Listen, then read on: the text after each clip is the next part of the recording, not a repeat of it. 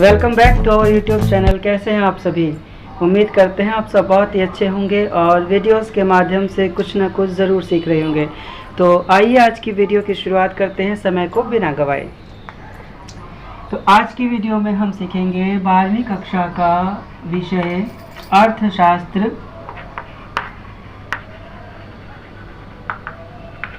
का एक बहुत ही महत्वपूर्ण टॉपिक कारक के घटते प्रतिफल या ह्रासमान प्रतिफल का नियम।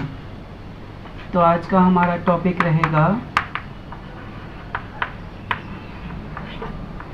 कारक के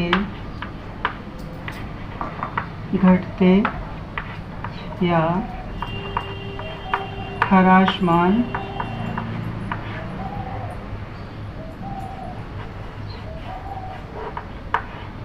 नियम, laws of diminishing method।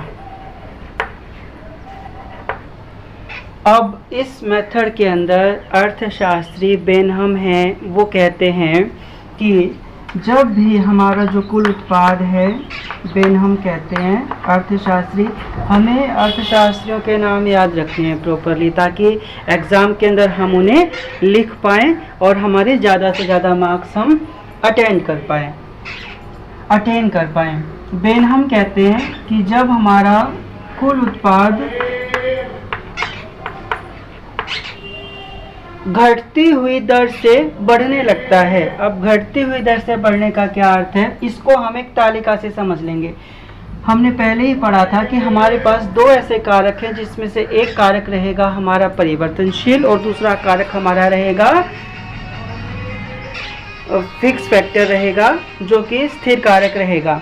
आइए देखते हैं इसको।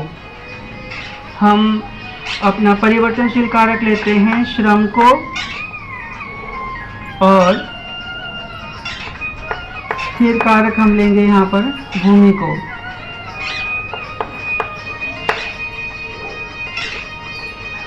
ये अपना कुल उत्पाद आ गया, ठीक है। तो यहाँ अलग से नहीं लिखते हैं, यहाँ लिख देते हैं टोटल प्रोडक्ट और यहाँ पर हम लिख लेंगे मार्जिनल प्रोडक्ट। अब देखिए टोटल प्रोडक्ट और ये मार्जिनल प्रोडक्ट। श्रम जो है हमारा वो परिवर्तनशील है, जैसे कि 1 2 3 4 5 6। भूमि हमारा फिक्स फैक्टर है, तो भूमि एक ही रहेगी हर परिवर्तनशील कारक के लिए। कुल उत्पाद ऐसा मान कर चलते हैं कि शुरुआत में ये 5 था, उसके बाद ये 8 हो गया, ठीक है, और इसके बाद ये हमारा 10 हो गया, अब 11, फिर 11 और फिर 10 हो गया। अब इसके अंदर देखिए 5 से 8 आ गया, 8 से फिर 10 आ गया, है ना। पहले 3 बढ़ा, तो सीधा सीधा मार्जिनल भी निकाल लेंगे। मार्जिनल का फॉर्मूला होता है हमारा total product of n minus total product of n minus 1। n minus 1 जो हमारी एक नई इकाई आ रही है, ठीक है, इसके माध्यम से। तो पहला हमारा मार्जिनल प्रोडक्ट 5 ही रहा, क्योंकि 5 में से ऐसा मान कर चलेंगे कि ऊपर 0 है, तो 5 में से 0 गए, 5 आ गया। या फिर आप इसको खाली भी छोड़ सकते हैं, डिपेंड ऑन यू। 8 में से 5 गए, 3 आ गया। 10 में से 8 गए, 2। 11 में से 10 गया, 1। 11 में से 11 गया, 0। 10 में से 11 गया। छोटी संख्या में से जब बड़ी संख्या हम घटाएंगे तो माइनस में आएगा, तो माइनस का 1, ठीक है। अब देखिए, क्योंकि कुल उत्पाद हमारा घटती हुई दर से बढ़ रहा है ना, घटती हुई दर, जैसे कि पहले 5, उसके बाद 3, फिर 2, दर घटी ना। अब उसके बाद फिर 1, लेकिन 8 10 11 बढ़ तो रहा है, भले ही घटती हुई दर से बढ़ रहा है ये, है ना, घटती हुई दर पर भी ये बढ़ रहा है। लेकिन हमें यहाँ एक बात और ध्यान रखनी है कि जो हमारा सीमांत उत्पाद है वो एक लेवल पर आकर 0 हो जाएगा, है ना, यानी कि ये धनात्मक भी रहेगा, पॉजिटिव में भी रहेगा। ये सारी संख्याएं पॉजिटिव हैं 1 तक, है ना। उसके बाद ये 0 भी हो जाएगा, ये 0 भी हो जाएगा, और ये ऋणात्मक भी हो जाएगा। -1 हो गया ना, तो ये हमारा ऋणात्मक भी हो जाएगा, माइनस में भी चला जाएगा। तो ये रही इसकी तालिका। अब इसको हम एक डायग्राम के थ्रू समझ लेते हैं, क्योंकि डायग्राम बनाना पेपर में बहुत ही खास होता है, बहुत ही इंपॉर्टेंट होता है। आइए समझते हैं। तो पहला डायग्राम हम यहाँ बना लेंगे। नीचे आपको पता है ओ एक्सिस लेंगे, ऊपर ओ वाई एक्सिस लेंगे। ओ वाई एक्सिस पे पहले हम बनाएंगे टोटल प्रोडक्ट का, फिर हम बनाएंगे मार्जिनल प्रोडक्ट का। तो यहाँ हमने लिख दिया टीपी और यहाँ पे हमने लिख दिया units of variable factor, units of variable factor. मैं शॉर्ट में लिख रहा हूँ, आपको एग्जाम में प्रॉपरली लिखना है पूरा अच्छे से। अब देखो हम क्या इसमें दिखा रहे हैं कि टोटल प्रोडक्ट हमारा घटती हुई दर पर बढ़ रहा है ना, 5, 8, 10, 11, 11 और 10, लेकिन एक लेवल पर आकर समान हो जाता है, उसके बाद फिर से घटना शुरू हो जाता है।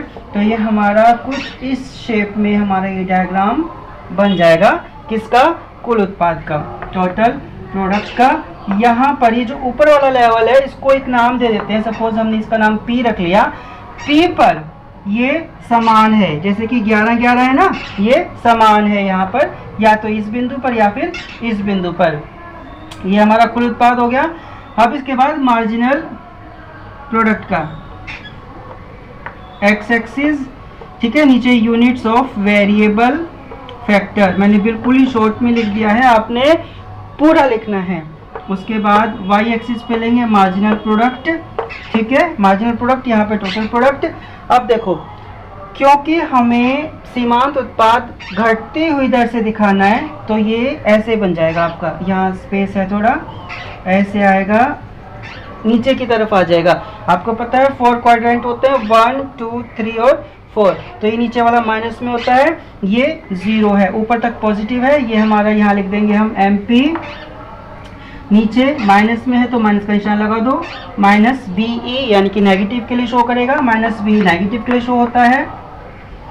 ये अपना 0 है, 0 है ना, 0 वाले पर 0 पर रहेगा।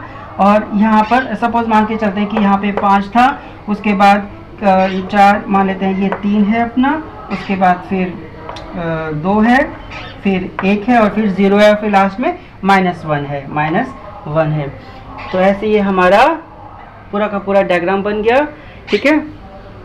ये इसकी तालिका है, बेन हमने इसकी परिभाषा दी है।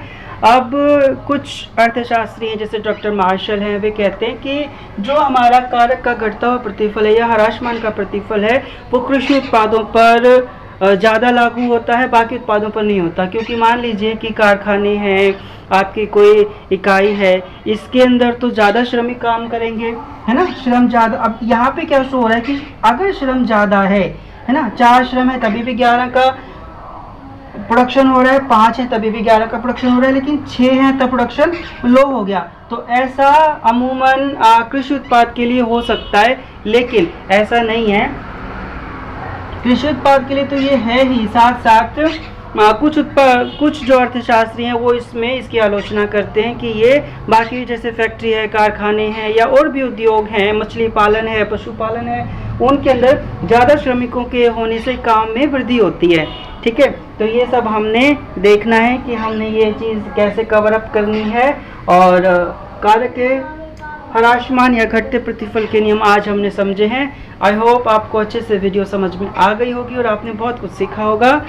ऐसे ही इंटरेस्टिंग वीडियोस के लिए बने रहिए स्माइल प्लीज़ योगेश के साथ। मिलेंगे अगली वीडियो में, तब तक अपना ख्याल रखिए।